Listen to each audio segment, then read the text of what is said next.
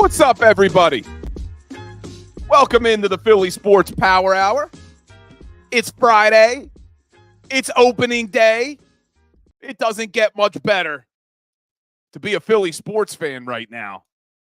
We got opening day for the Fightin' Phils. We got Joel Embiid probably coming back. The NBA, the Sixers, they teased it on their Twitter account.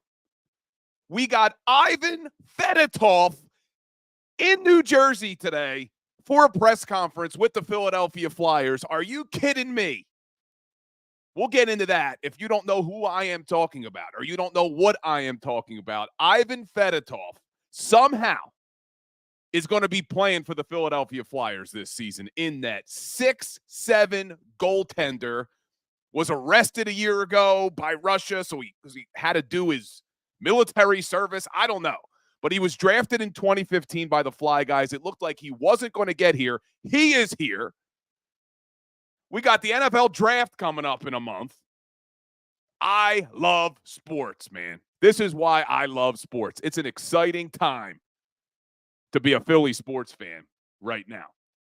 But obviously, we're going to talk a lot today about opening day with the Phillies because it is exciting.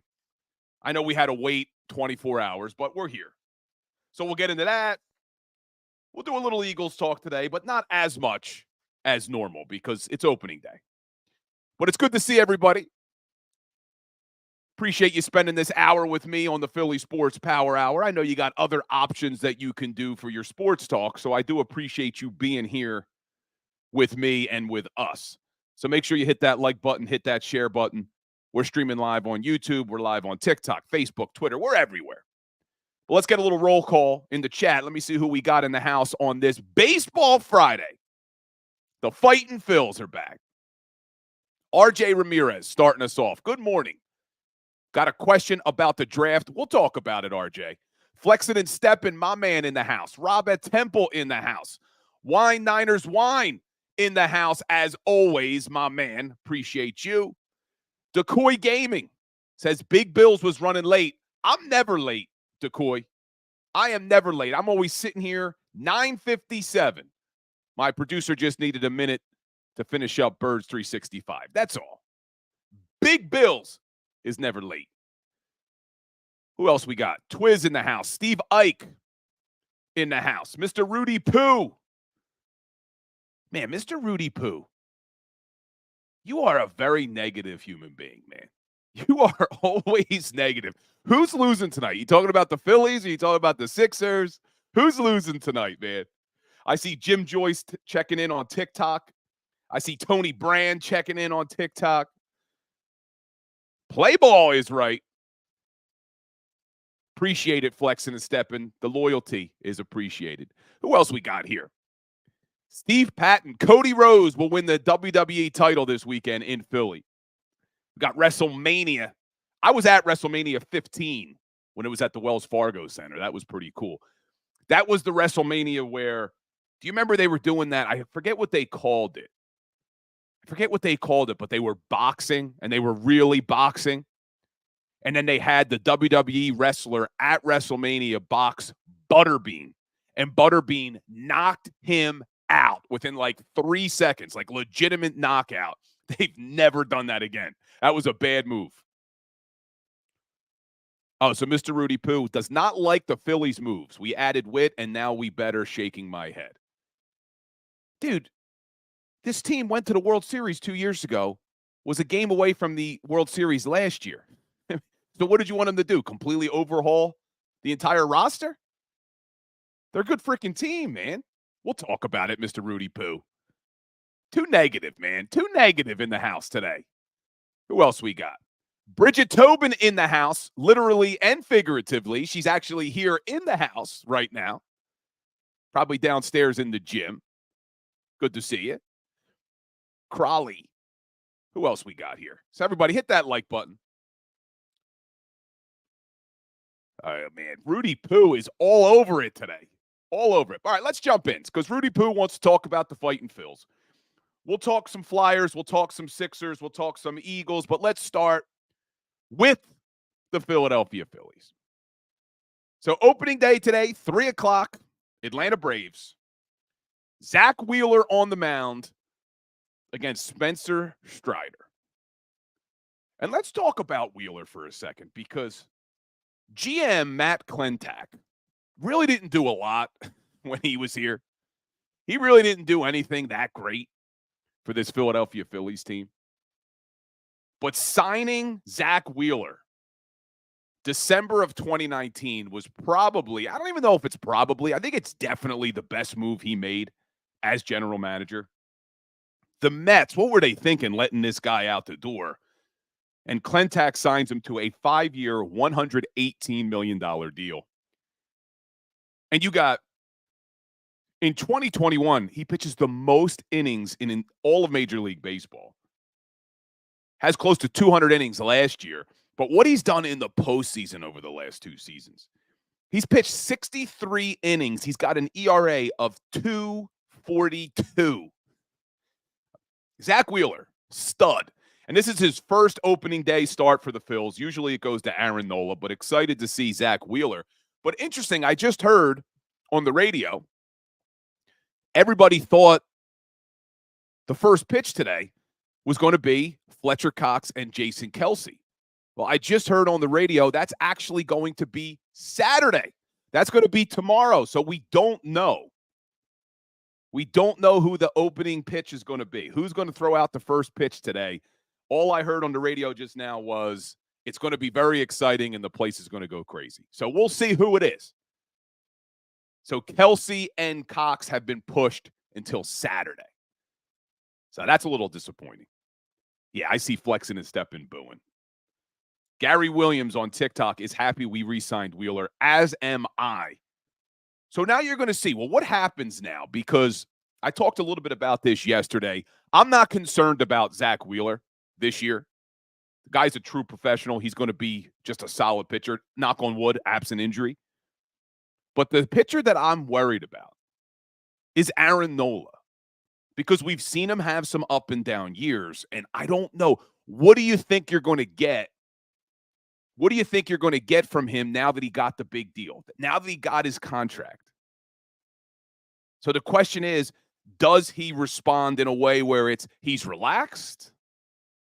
Now that the contract's behind him, he's relaxed. He just goes out there and he pitches. Or does the opposite occur, where now Nola thinks he needs to prove he's worthy of that contract with every single pitch in every single game, and the pressure becomes too much? So for me, when I look at the pitching staff, I'm not worried about Wheeler. I'm definitely not worried about Ranger Suarez. We've learned now 2 postseasons in a row, Ranger's got ice in his freaking veins. And now he finally has a spring training with no issues, no injuries, no visa issues, no World Baseball Classic. Ranger Suarez should have a great season. I see people trying to guess in the chat as to who's going to throw out the first pitch now on opening day. It's interesting. So I see Luke Skylifter says Charlie Manuel. Steve Patton saying, would it be Saquon Barkley? I don't think it's going to be another Eagle. I don't think they would bring another Eagle in, because since they're going to have Cox and Kelce do it on Saturday. But it will be interesting. And on TikTok, Tony Brand saying Saquon Barkley. I don't know. I don't think they would do that. I don't think they would bring another Eagle in today. Daz says Orlando Scandrick. Yeah, okay. Definitely not going to be him. But what's Rudy Poo doing in the chat? Rudy Poo's being overly negative. So let's see what he's saying. TikTok, you can't see the comments on YouTube, but he says, we watched other contenders make moves while we're running it back with the same embarrassed bunch. And he's laughing. So let's look at this roster, because, I mean, really, where are they worse, though? You know, you can look up and down this lineup, and we talked about this yesterday. So Rudy Poo says other teams improved and the Phillies didn't. Well, where did you want to see them improve? You got Kyle Schwarber at the DH.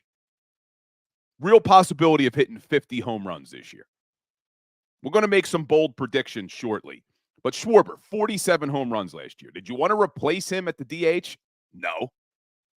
Shortstop, batting second, Trey Turner. Are you going to replace Trey Turner, Rudy Poo, at shortstop? No. Do you expect Trey Turner to have a better season than he did last year? Absolutely. Hopefully he doesn't have that long slump that he had. So you're not doing that. What do you want to do, Rudy Poo? You want to replace Bryce Harper at first base? You want to take one of the best players in Major League Baseball? You replacing him? No.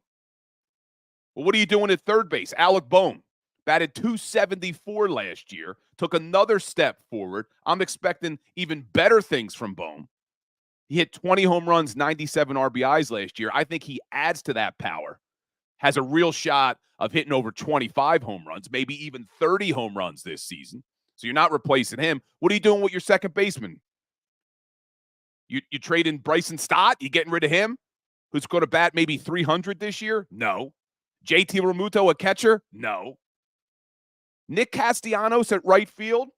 Maybe you could make the argument you don't want Casty back. I mean, he was an all-star last year. Maybe you could make that argument. I wouldn't. I like Casty in right field. I like Brandon Marsh in left field. And I like Johan Rojas in center field. Now, if you're talking about pitching, well, you got Zach Wheeler, Aaron Nola, and Ranger Suarez. Could they have went and got Jordan Montgomery? Okay, I could get behind that. I could have gotten behind the Jordan Montgomery deal. But here's what I'm hoping is their thinking here. And I see Rudy Poo saying they need another lefty bat off the bench, which I don't necessarily disagree with you on that either.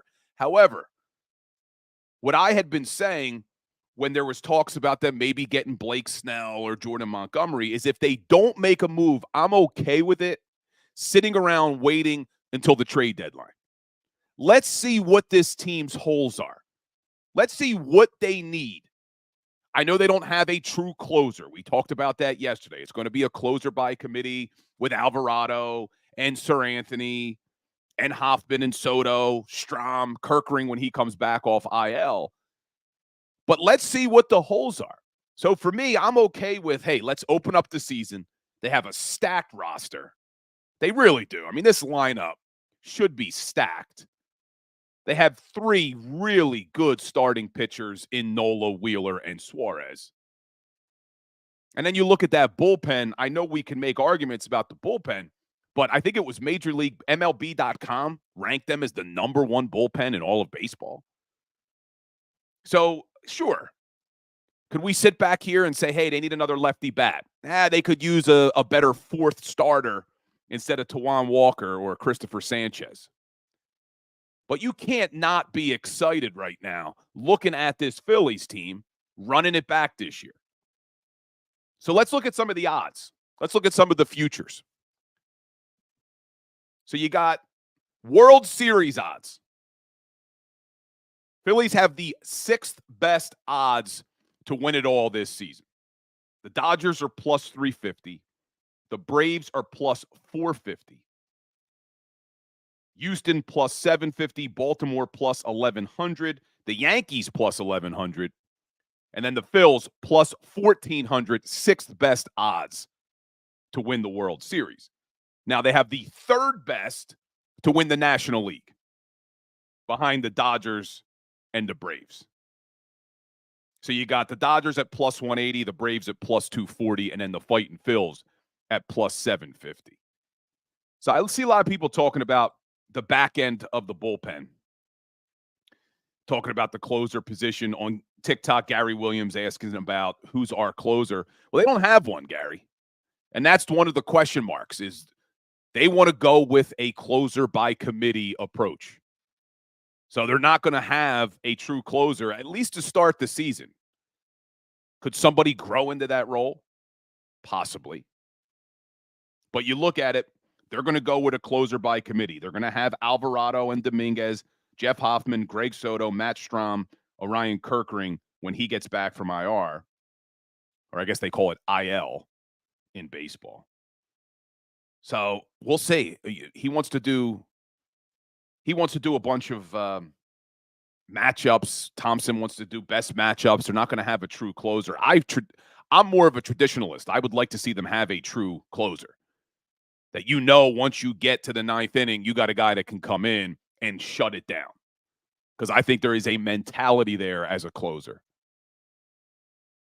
So I think you need to have that mentality. It's a lot different in the 9th inning than it is in the 7th inning.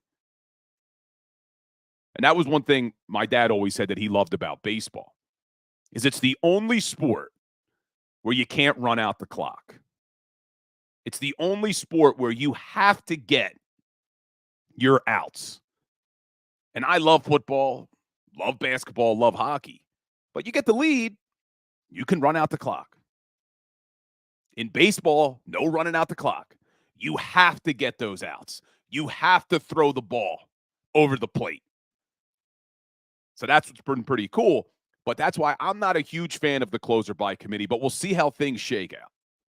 And it's a long season. And when the trade deadline gets here, maybe they make a move for somebody. So we'll see. Yeah, John Russo agrees with me, likes the roles for the bullpen. So do I. I like having the setup guy, having the closer. See, for me too, I think there's a mentality for your entire team where hey, we get through the 7th, we're turning things over to our setup man, then our closer. Well, you're not going to have that now. You don't know who's going to be coming out in the 8th, who's going to be coming out in the 9th. But I see Steven on TikTok saying he's glad Kimbrel's gone. So am I. Look, Kimbrel probably will be a Hall of Famer. He did some good things here in Philadelphia, but he was done. I was so sick and tired of seeing him last year, especially in October, when you knew when he got out there that things were going to go bad. And I knew as we talked about the closer, somebody was going to bring up Trevor Bauer. RJ Ramirez says, hey, what about signing Trevor Bauer? I don't want him.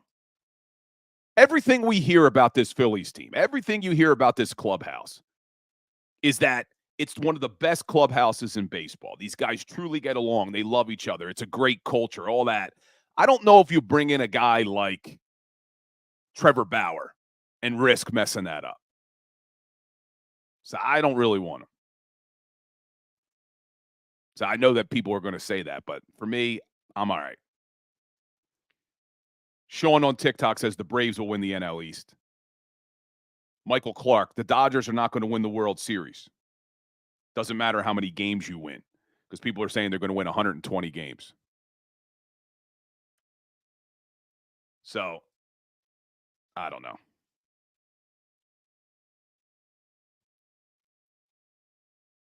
But yeah, I'm not. And I see Barbara Carroll saying Trevor Bauer's not a closer. I thought Bauer was the closer. No, am I wrong on that? Why did I think he was a closer? Or is he the starting pitcher? I'm getting confused. There's another guy out there that I thought people wanted to bring in as a closer. Yeah, no, why? I'm thinking of somebody else. Yeah, Trevor Bauer would be a starting pitcher in this rotation. My apologies. Thank you, Barbara Carroll. But even still, yeah, who am I thinking of? Who's the closer that I'm thinking of that I thought they were going to bring in? Yeah, Trevor Bauer is the starting pitcher. I'm thinking of somebody, and now I'm drawing a blank on who was going to be the thing. Anyway, appreciate you, Bob. Appreciate you. Always looking out for me. So anyway, let's look at some of these futures real quick. So you got Phillies win total. 89.5. I think that is an easy one. I think the Fighting Phils definitely win over 89.5. We talked about this yesterday. Phillies won 90 games last year. 90 games. And that's starting 25-30. So as long as they don't have another terrible start, because you go back to 2022, they started 21-29, and then they fired Girardi. Then you got 2023. They start 25-30, and then they went on and played 600 baseball. This team, with this pitching staff, with this lineup, should play 600 baseball all season long. So you play 600 baseball, you're winning 98 games. So I'm definitely going over 89.5. I actually think the Fighting Phils win 100 games this year. I think they're going to be motivated. I think they're going to come out. I think they're going to come out a lot quicker than they did last year. They started 0-4. They lost all 4 games to start the season, and then they went 25-30. So I got them definitely winning over 89.5. But I have them winning 100. Flexing and stepping saying they're not winning 100. I'm telling you, man, if they just play 600 baseball, I know I say just, but if they play 600 baseball all year, which is what they did for 107 games last year, that's 100 wins. Atlanta's over-under is 101.5. So you look at last season, Braves won 104 games. Won the NL East by 14 games. Mr. Rudy Poo says they were motivated last year, and they got dog-walked in games 6 and 7 at Citizens Bank Park. Blind optimism is wild with Bill. Dude, it was ugly last year, Rudy Poo. The fact that they let the Diamondbacks win 3 games and 2 of them in Citizens Bank Park was ridiculous. Bats went cold. Stars didn't show up. It was bad. But I just think this team, it just feels different to me. What's coming out of spring training, what you're hearing them say, how they're approaching the season, to me, it just feels different. So we'll see what happens. But let's look at some more futures here because we talked about the Phil's team awards. Let's look at the individual awards for a second. And Xander, my producer, who's a big Phillies fan, he's good with 90-plus wins. Just show up come playoff time is what he's saying. I just don't know how much we can keep asking this team to be a wild card team and then beat the Braves or the Dodgers, because they're probably going to have to get through one, if not both of those teams in the postseason, and do it as the road team a majority of the time. So I think we need to win the NL East. I think the Phillies need to win the NL East this year. I know that they've proven you just have to get in. I get it. You look at what the Diamondbacks did last year.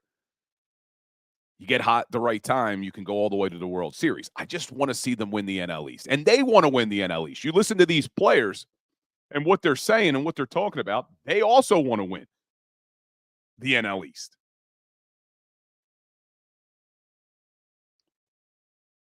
T.O. on TikTok, this team doesn't care about winning 100 games. They want a ring. I agree with you. But they also keep saying they want to win the NL East. That seems to me like it is a goal of this Phillies team coming out of spring training. Gary Williams. We beat the Braves when it mattered. Yes, we did. Muffin. The Snakes are the best team in the Major League Baseball right now. I don't know if I agree with you on that one, dude. I don't know about that. But let's look at some of these individual awards for Major League Baseball and where Phillies line up. So Bryce Harper has the 5th best odds to win the MVP for the National League. You think that's a possibility? He's plus 1,100. There's the 4 players in front of him. Mookie Betts from the Dodgers, Ronald Acuna Jr. from the Braves, Shohei Ohtani from the Dodgers, Freddie Freeman from the Dodgers. How crazy is that? Dodgers have 3 of the top 4 favorites to win the National League MVP. That's absurd. But Bryce Harper, 5th best. Now listen to this one. This one's interesting to me. Trey Turner, 12th best. 12th best odds at plus 2,500. And I know people are saying about the Diamondbacks putting up 14 runs and all that, but it's one game. I'm not going to sit here and say they're the best team in baseball because of that. But pretty impressive stuff. But what do you think? You think Trey Turner at plus 2,500 has a shot to win the MVP? Not a bad bet. So he's got the 12th best odds. Cy Young winners for the National League. Spencer Strider and Zach Wheeler, 1 and 2, both going up against each other at 3 o'clock. How awesome is that? Your two favorites to win the Cy Young in the National League. Opening day starters today, Braves and Phillies. So you got Spencer Strider at plus 400, Zach Wheeler at plus 800. Aaron Nola, plus 2,000. He has the 10th best odds to win the Cy Young. But here's the play for me. Ranger Suarez, plus 10,000 to win the Cy Young. Yeah, that's worth it. That's worth taking a shot, isn't it? With Ranger? I mean, look, likelihood that it's going to hit is crazy, but the odds are so damn good. Ranger Suarez has the 34th best odds to be your NL Cy Young winner. But plus 10,000, that's worth a $100 bet. I think Ranger's going to have a good season. Now, whether or not he wins the Cy Young, that maybe is a stretch, but I do think Ranger's going to have a good season. Another interesting one, Trey Turner, over under 40 home runs is plus 1,000. So he's never done it before. The closest he's ever got was 2021. He had 28 home runs, but that may not be another bad little $100 bet. Slager says you're better off playing the lottery. So when we get back, that was our some Phillies talk. When we get back, I want to talk about this Ivan Fedotov thing with the Philadelphia Flyers. We'll talk about some Sixers, and then we'll talk a little. I know some people want to talk Eagles draft, so we'll get into it a little bit. So this is the Philly Sports Power Hour. We'll be right back.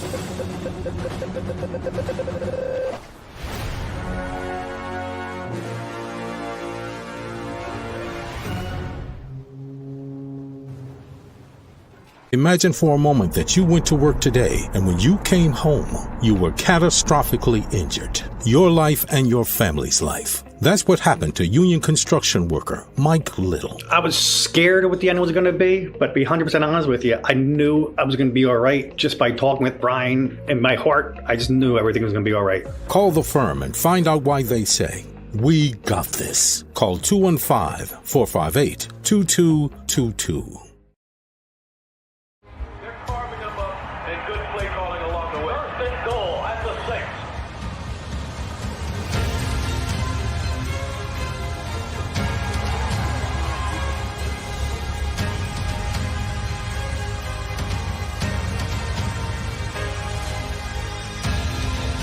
Field of life, First Trust Bank is there for you. Champions on 3. 1, 2, 3. Because Philadelphia dreams deserve a Philadelphia bank. Underdog Fantasy is the easiest place to play fantasy sports, and certainly the easiest when you're watching the NBA. And the NBA playoffs are almost here, and you can win money making picks. What are you waiting for? Sign up on UnderdogFantasy.com and use the promo code WIN.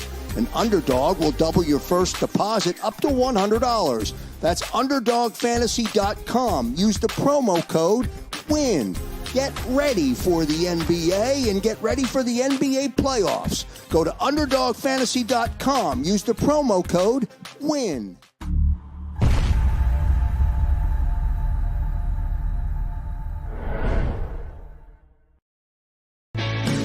Hi everybody, my name's Jason Lombardi. I'm an inspector at DryTech.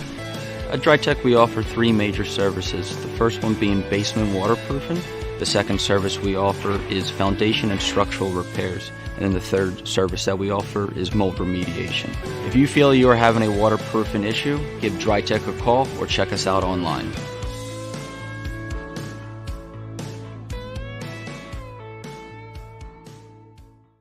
Do you stream on a Roku, Fire Stick, Google TV, or Apple TV? Now you can watch 6ABC 24/7 with the 6ABC Philadelphia streaming app. For the big story on Action News, search 6ABC Philadelphia and start streaming today. EAGLES, Eagles.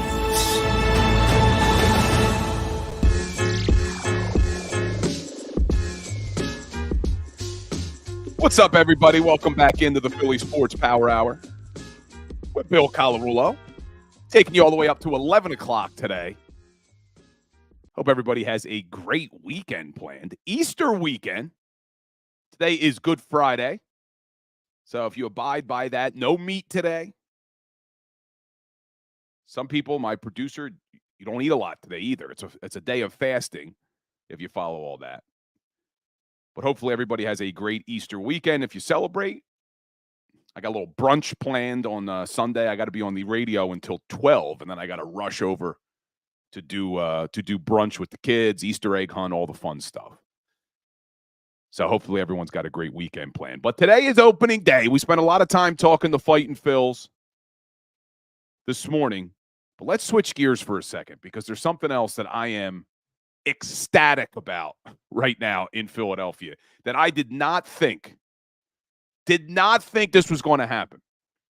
We were just talking about it a little bit on TikTok during the break. I was upset, and I said this earlier this week, that I was upset that the Flyers didn't make a move for a backup goalie at the trade deadline.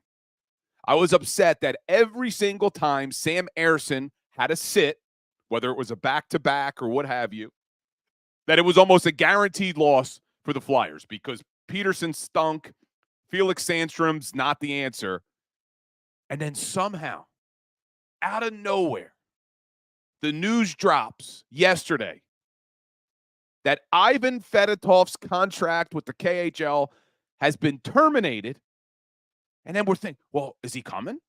Is he coming to the Flyers? And now it is formally announced that Ivan Fedotov is here, and about 10 minutes, 15 minutes when this show is over, they're going to have a press conference. Danny Briere and Ivan Fedotov. And if you don't know who Ivan Fedotov is, he's a 6'7" goalie that the Flyers drafted in 2015. No one thought we had given up hope because he was supposed to come here a couple years ago. And then he allegedly got arrested by Russia. He had to join the military. I don't know what the hell happened. We only hear the news coming out of Russia. We didn't know what was going to happen. It didn't look like this guy was coming. And now all of a sudden, out of nowhere, he's here. He is freaking here. The Flyers just announced it. In 44 games this season, Fedotov in Russia, 2.37 goals against, and over 914 save percentage. 6'7". I can't wait to see this guy in a Flyers uniform. And you got to give credit. You have to give credit. Danny Briere, in his first season as general manager for the Philadelphia Flyers, has operated like a freaking ninja in the night. The whole Cutter Gauthier crap, if you remember that, the whole Cutter Gauthier, no one knew that any of that was going on until the trade happens for Jamie Drysdale. Nobody knew. We didn't know Cutter Gauthier didn't want to play in Philadelphia. We didn't know that they were talking to other teams about trading him. And then, boom, it's done. And now, I'm assuming Danny Briere and the Flyers organization had to know that this was going on. They had to know that this was going on, and now he's here today, and the first we heard about it was yesterday afternoon. And in addition to Ivan Fedotov, Alexei Kolosov is also apparently headed here. Now, he's in Belarus, I believe. So now we had a team where we're like, I've been complaining, lacking goaltending depth, and now all of a sudden you got Fedotov and Kolosov in a week. I know not everyone are Flyers fans, but this is exciting. This is really exciting. And the Flyers need it because they are in a playoff push down the stretch. They lost last night, a frustrating loss to the Montreal Canadiens, a game that they should not lose. They just went through their gauntlet of a stretch where they played a lot of tough teams, and they went 2-3-2. They now have 6 games against teams who are not in playoff contention, and they lost the first one last night. So there's now 8 games left. Only 8 games left. Thankfully, the Capitals lost last night and the Detroit Red Wings lost last night. So they still remain a point up on the Capitals, but the Capitals have 2 games in hand. Every single point matters right now. Flyers are back in action on Saturday at home against the Chicago Blackhawks. Connor Bedard's in town, rookie goal leader. But last night was a tough one. Flyers would go down 2-0. They actually scored 2 goals in the third period. Both of them were overturned, and they were the right calls. First one, Garnet Hathaway kicks it in. Second one, Tyson Forrester's offsides. So close, but offsides. But it is an exciting time to be a Flyers fan. So we'll see what shakes there. And then you talk about players coming over, players coming and joining this Flyers team. Well, how about Joel Embiid? Looks like he's coming back. We've been waiting for this. We've been debating this. Now, all the news was good coming from Nick Nurse, that they were optimistic, that things were looking good, that he was trending in the right direction. But then it's now reported he travels with the team to Cleveland. You don't travel if you're not close to playing. They usually don't bring injured players. And then in addition to that, the Sixers put out a tweet yesterday, and it was one of those gifs of Joel Embiid just eating an apple. I don't know what the hell it meant, but they're obviously teasing something. So you got Joel Embiid potentially coming back. I don't know if it's going to be tonight. They're in Cleveland tonight. They're in Toronto on Sunday. But why would he travel if he wasn't coming back? Why would the Sixers put out that tweet if he wasn't coming back? And I see Flexen and Steppen saying, he loves my faith in the Sixers. Twiz isn't buying the Sixers stock. Flexen saying, I'm not giving up. Reyes wants me to let the Sixers die. Here's why I'm not giving up hope on the Sixers. Just hear me out. Just hear me out, okay? I understand that it is not very likely that the Sixers do anything. I understand the pessimism. I'm not saying that it is likely that they go on a run. However, the reason I'm not giving up hope is that Joel Embiid is literally the best player in the NBA. So if you've taken the best player, the MVP, and you remove him from any team in the NBA, they're going to struggle. So, of course, the Sixers were going to struggle without Joel Embiid. Of course. But the reason why I'm not losing hope is because not only are you getting Embiid back, you're now adding him to a team that we've never seen him play with. Now, I get it. That could be a negative, too, because how does he gel with all these new guys? But you're adding Joel Embiid to a Sixers team we have literally never seen him play with. We've never seen Joel Embiid play with Kyle Lowry. We've never seen Joel Embiid play with Buddy Hield and Cam Payne. We only saw Joel play with Kelly Oubre for a very short time.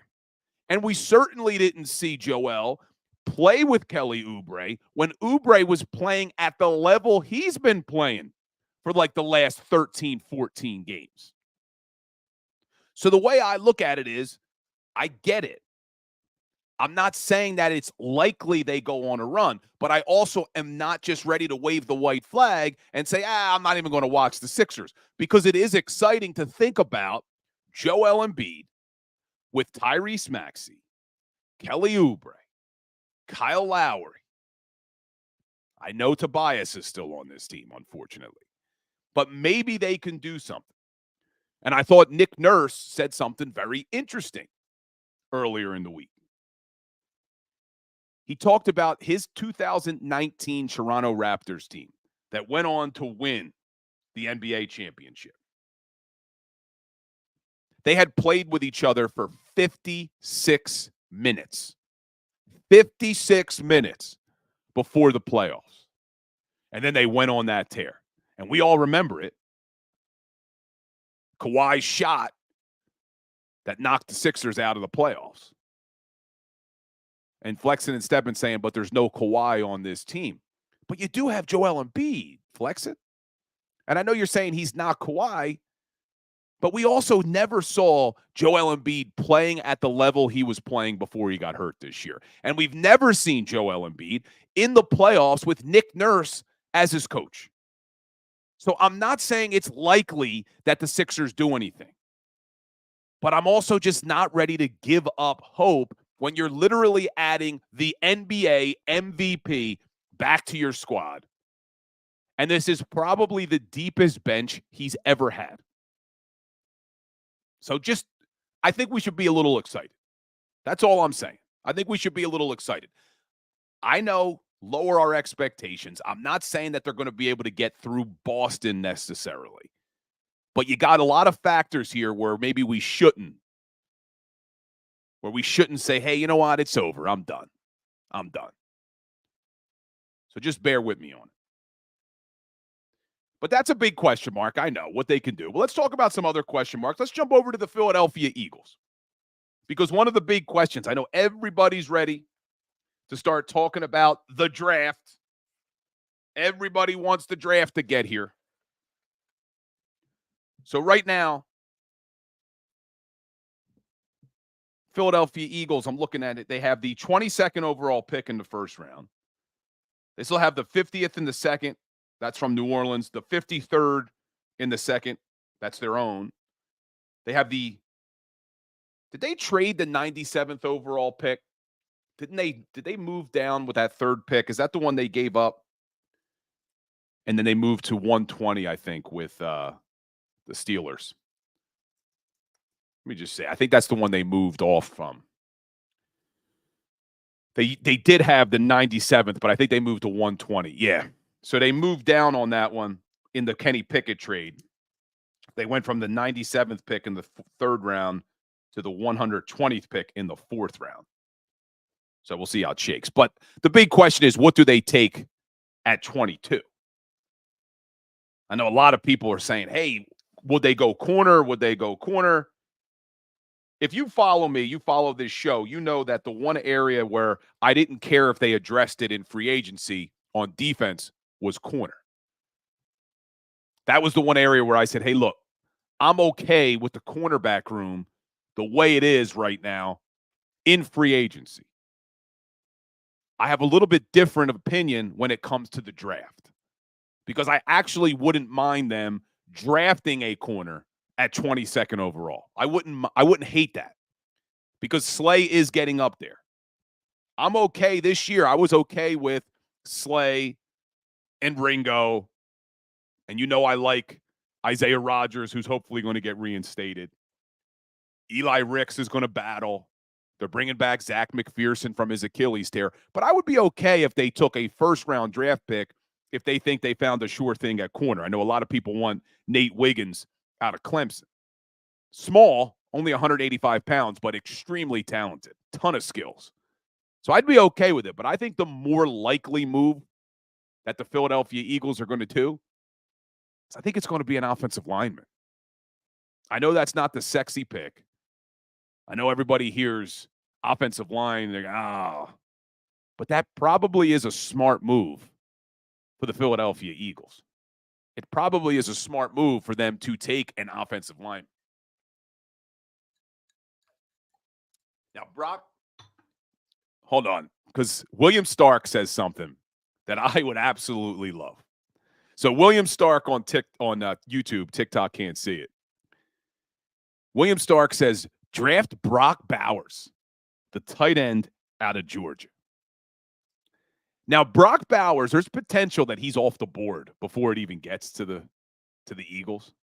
But I would absolutely love for them to take a tight end.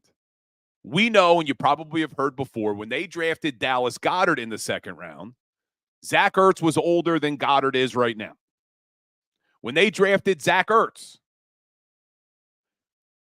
Dallas Goedert is older than Brent Selleck was right now. So the fact that they could take a tight end is not completely out of the realm of possibility. I don't know if they would use a first-round draft pick at 22, but could maybe a tight end be available in the second round at 50? Would they trade up to get one? I don't think Brock Bowers would be available. There's another good tight end out of Texas, Jatavian Sanders, who's raw, but looks like he's got a lot of talent. But the Sixers, I'm still on my Sixers talk. The Eagles absolutely need a better tight end. I'm not talking about Dallas Goedert. I love Dallas Goedert, but they need a better tight end at tight end 2. They absolutely need a better tight end at that second tight end position, because right now they really don't have anybody. They still have Grant Calcaterra. They brought back Albert O. If you remember, Albert O, they made the move for in training camp last year when the Denver Broncos were about to move on. And Albert O, hold on, I have his stats here. So they traded a 2025 6th-rounder to get Albert O and a 7th round back because it looked like Denver was just going to cut him. But this guy, 6'5", 258 pounds. His best season came in 2021. He played 14 games, 33 catches, 330 yards, 2 touchdowns. But then he only played 8 games in 2022. And then 2023 with the Eagles last year, 4 games, 56 snaps, 0 catches. But the Eagles made it a point to bring him back. So he had just finished his final year of his rookie deal. Eagles re-signed him. So, and they made that a priority. They signed him before free agency hit. So is Albert O the answer at that second tight end position? I don't think he is. Could he potentially become the answer? Maybe, but it's a big maybe. And you know me with these freaking question marks. There's too many of them. But Brock Bowers, if he somehow falls to you at 22, which I don't think he would. Albert O, flexing and stepping asking who. I don't even want to try to pronounce his last name, dude. You know who I'm talking about? Let me see if I could say this name, because it is. I keep calling him Albert O because it's Albert. I even have it written as Albert O. Flexing and stepping says he's trash, so he knows who I'm talking about. I'm not even going to try to say his name. I just call him Albert O. His name's way too hard, and I don't want to butcher it. I don't want to offend the man, because you know all the Eagles listen to this show. They don't listen to Big Sills, I don't think. I don't think they like what Big Sills has to say. Yeah, there we go. Saquon Barkley doing it phonetically for me. Albert Oku-Ibunam. Good job, Saquon Barkley. You guys got my back today. Albert Oku-Ibunam. Appreciate it. Flexen says they should listen to Big Sills. Big Sills. I still got to get my my battle with Big Sills. But William Stark says, look at Goddard's history of being injured and being available. Yeah, that's why they need to upgrade that position. So I do expect them to upgrade that position, but could it be a guy like Brock Bowers? I don't think they'll get Brock Bowers. I just don't think they'll get him out of Georgia. But, hey, if he falls, maybe. But I think if you're looking at the draft board and you're looking at the history of what the Philadelphia Eagles do, I would not be surprised if they go offensive line. And not only because, yes, Lane Johnson's getting up there, not only because with Jason Kelce retiring and you move Cam Jurgens over to center, it leaves a hole at right guard, which maybe Tyler Steen can fill. They also lost Jack Driscoll. They lost Sua Opeta. You know, they lost Isaac Sayamala last season. So the Philadelphia Eagles have been fairly fortunate over the last couple of seasons that they haven't had a lot of injuries along that offensive line. I know Jurgens missed a couple of games. Lane Johnson missed a couple of games. But they've been fairly fortunate to not have a lot of guys go down with injury. You need depth. So I think they probably go offensive line because you know Lane Johnson's not playing for much longer, maybe a couple of seasons. And this is a really deep draft class when it comes to offensive line. So there's a guy that some people really like who could play center or guard, and that's Jackson Powers Johnson out of Oregon. He's a guy that could maybe be there when you pick at 22. I think some of these other guys are going to be gone, like Joe Alt out of Notre Dame. He's going to be top 10, maybe top 5. Fuga out of Oregon State. Then you got, these names are tough, man. Fashanu out of Penn State, young, but is athletic. But could Jackson Powers Johnson be available? So we'll see. But I could see them going offensive line. And really, you look at the offense, we just talked about pretty much 2 of the 3 question marks. The offense is in pretty good shape. I told you tight end 2, to me, is a question mark on the offense. Talked about right guard, question mark. Is that going to be Tyler Steen? I think it is. We'll still see. But then there's a third question mark, which we didn't talk about, which I know some people would love if they drafted Xavier Worthy out of Texas. I don't think that's going to happen, but his stock is rising after his speed was shown at the combine. But that's another question mark. Wide receiver 3. But if you listen to Nick Sirianni, I know he was a tough listen at the owners' meetings, but if you listen to Nick Sirianni, he's high on Paris Campbell. They liked Paris Campbell in Indianapolis when Sirianni was there as the coach. And obviously the Eagles liked him because they considered drafting him. So is he the answer at wide receiver 3? We know they also signed Devontae Parker. But those are the questions right now. If you look at the offense is in pretty good shape. I mean, that's an understatement with all the weapons that they have. But the question marks are, who's your wide receiver 3? Who's your right guard? Who's your second tight end? I think they're very high on Kenny Gainwell. Sirianni made it a point to talk about Gainwell. So they're still high on him as your backup running back to Saquon.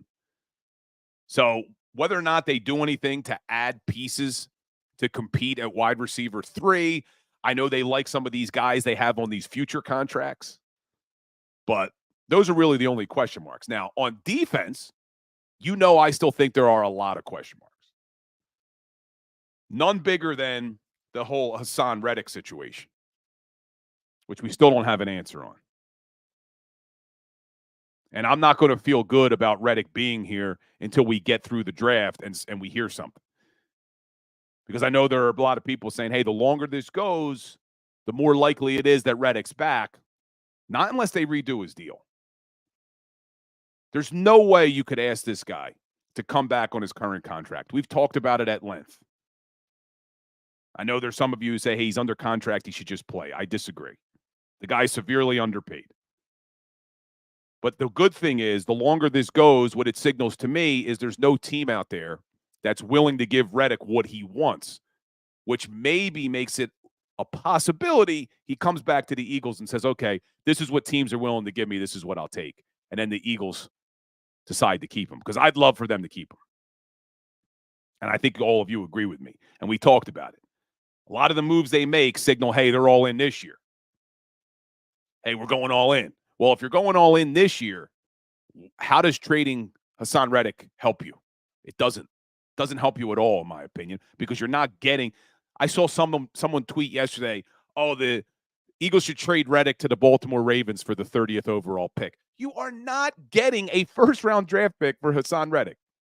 You're not even getting a second-rounder. Not when a team's going to have to pay him a bunch of money. We talked about this. The Eagles will be lucky to get a third-round draft pick. That doesn't help me this year. If you're going all in this season with the guys you have, that doesn't help me. So they got to keep Reddick. I still think they need to do something at linebacker, because right now your starters are Devin White and Jacoby Dean. Could be good. Big emphasis on could be. So that's why I still like to see a little bit more of a sure thing at linebacker. Same thing at safety. Chauncey Gardner-Johnson, and then what? Reed Blankenship, injury prone, up and down play. Not giving up on Reed, but can you really go into this season with Chauncey Gardner-Johnson, Reed Blankenship, and Sidney Brown, who we don't even know if he's going to be healthy this year with the torn ACL? So, a lot of question marks. Another big question mark, and we'll see how this all plays out, is Brandon Ayuk in San Francisco. Because, he was a first-round draft pick in 2020. Devontae Smith was a first-round draft pick in 2021. So the Eagles will exercise his fifth-year option and then hopefully enter into a new deal before he plays on his final fifth-year deal, but you still have Devontae for 2 seasons. So the Eagles don't have to worry about what's going on in San Francisco right now, which is Brandon Ayuk is entering that final year of his deal, his 5th-year option year. He wants a new deal. And he just came out and said, hey, I just want to be paid like I'm worth. So that could be interesting because the 49ers are not in a great spot when it comes to salary cap. So could they lose Brandon Ayuk? They lose Brandon Ayuk. That is a major, major loss. Major loss for the 49ers. And I see Paul Mancini saying Reddick's from Camden / Haddon Heights, not North Philly. I think why they say North Philly, Paul, is because he played at Temple. So, yeah, he born in Camden, played Haddon Heights High School, but then went to North Philly and played at Temple. So I think that's why people say North Philly. Anyway, we're going to end the Power Hour like we do every day with a little Today in Sports History. This is a great one for Eagles fans. March 29th, 1994 was the day Jimmy Johnson quit the Dallas Cowboys. He had enough of Jerry Jones's BS, and it was today, back in 1994, where Jimmy Johnson said, I'm done. I'm out of here. And it was billed as a mutual parting of ways. And then Barry Switzer, who was on with Big Sills yesterday, took over Jimmy Johnson's team and did win a Super Bowl 2 years later. And then that was it. After that, Jerry's world and them boys haven't even been back to a championship game. Haven't even got to a championship game. But it was today, March 29th, 1994, that Jimmy Johnson said, how about them Cowboys? And walked out the door. But this was the Philly Sports Power Hour. Happy Easter to everybody who celebrates. If you want to check me out, you know where you can find me all weekend long. But I hope everybody has a great day. Enjoy opening day. Enjoy Easter weekend. And I'll see you back here Monday, 10 o'clock. I'm Bill Colarulo. That was the Philly Sports Power Hour. And as always, go Birds.